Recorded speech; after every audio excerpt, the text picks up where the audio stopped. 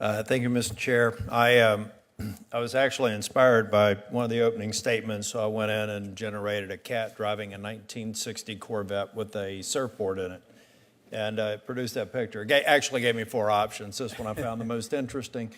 But it raised a question that I wanted to ask you, Mr. Brooks. How, if an artist looked at that and said, that is in part developed by that 60s Corvette in South Beach, how does that artist then go about saying, I'm trying to get an understanding of your current opt-out policy.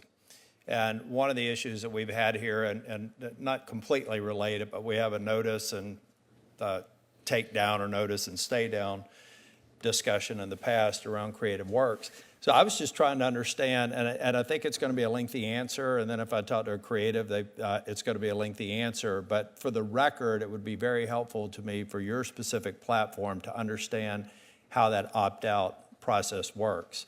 I think I heard right that you could embed within the works certain things that already create an opt-out, or that work shouldn't be used. But I want to drill down. We don't have time to do that now. In a twist of irony, I was wondering if any of the witnesses would suggest any creative works by other governmental bodies that we should steal and use as a baseline. In other words, what good policy seems to be being discussed or passed, and what particularly problematic at either end of the spectrum, because I'm sympathetic to the issues at both ends of the spectrum on this argument. So maybe we start with you, Professor. Are you aware of any Western democracy states? I'm not particularly interested in what China's doing, because whatever they agree to, they're going to rip off anyway. But any best practices that we should look out there, or bad practices or trends that we should avoid or be concerned with as we move forward?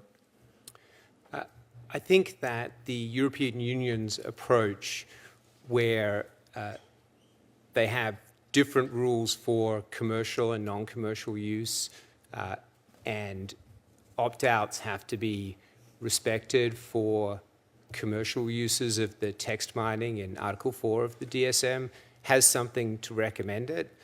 By the same token, I would note opt-outs do not apply to researchers working at proper research institutions in the EU, nor do contractual overrides, which is a position that I can't see Congress adopting, but it's certainly something to look at.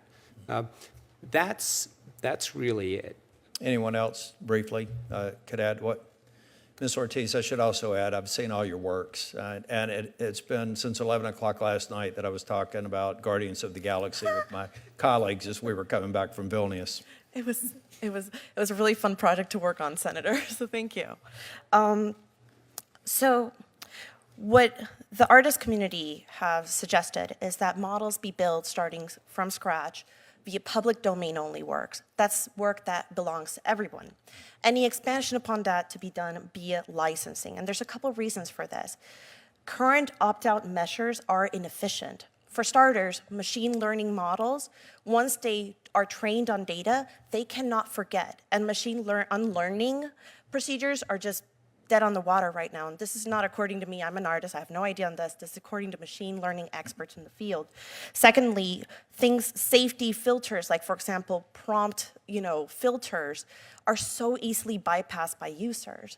So unfortunately, when companies say, hey, opt out, there's no real way to do that. But even further, what happens if someone doesn't know how to write a robot.txt?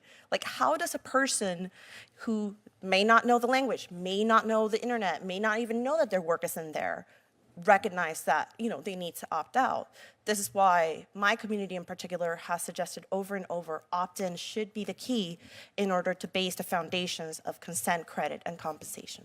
And Mr. Brooks, I can understand the challenges with opt-in versus opt-out in terms of the task that you would have ahead of you. But what's your view of the concerns that creatives have expressed in this light, and the current opt-out process that you all have in place, or procedures, which I'd like to get information for the record? No, thank you, Ranking Member. Look, I'll say at the start that we do need to think through what the future of the digital economy looks like. What do incentives look like? How do we make these technologies a win-win for everyone involved? These are very early days from our perspective. We don't have all the answers, but we are working to think through what that looks like. I'm going to stick around for a second round, so we'll get a little bit deeper into that, but I want to defer to my colleague from California. Thank you, Senator Tillis. Senator Padilla. Thank you, Mr. Chair, and I want to thank the witnesses